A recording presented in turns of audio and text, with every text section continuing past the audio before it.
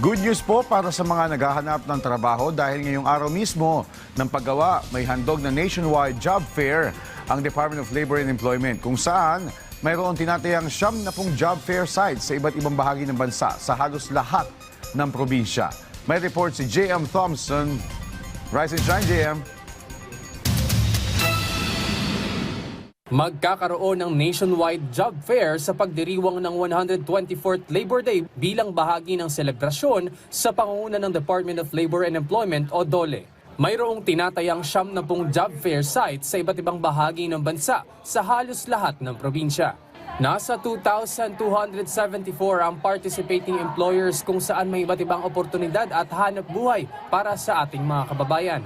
Ayon sa DOLE, higit sa 190,000 na job vacancies ang available sa gaganaping nationwide job fair. Kabilang dito ang manufacturing, wholesale at retail, business process outsourcing, construction, accommodations at food services. Pasisinayaan na rin ang pagbubukas ng oportunidad sa mga government agency positions, katuwang ang Civil Service Commission bilang bahagi ng layunin ng aktibidad na mabigyan ng mas maraming pagpipilian ng ating mga kababayan para sa desenteng hanap buhay.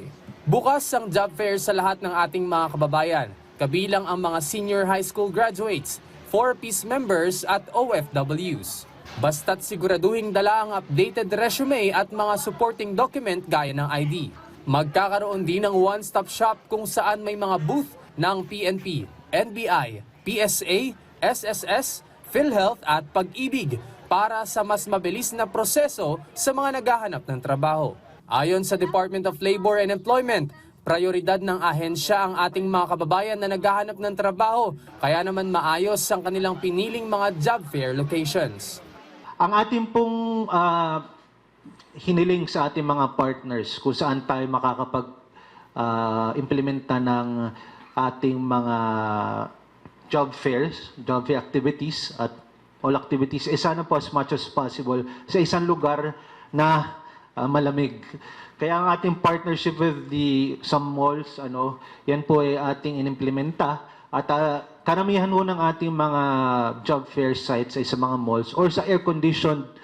Kaugnay rito, mayroon ding aasahang payout sa mga bahagi ng social protection programs tulad ng TUPAD at DILP na may 127,000 workers na mabibigyan ng assistance at may 1.1 billion na budget para dito.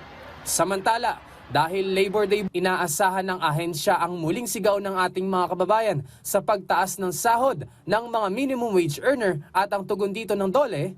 Yan po ay siguradong pag-aaralan. At nandyan naman po ang employer sector, so ating pong binibigay sa kanila yung pagkakataon na mapag-usapan to within the board, within the composition.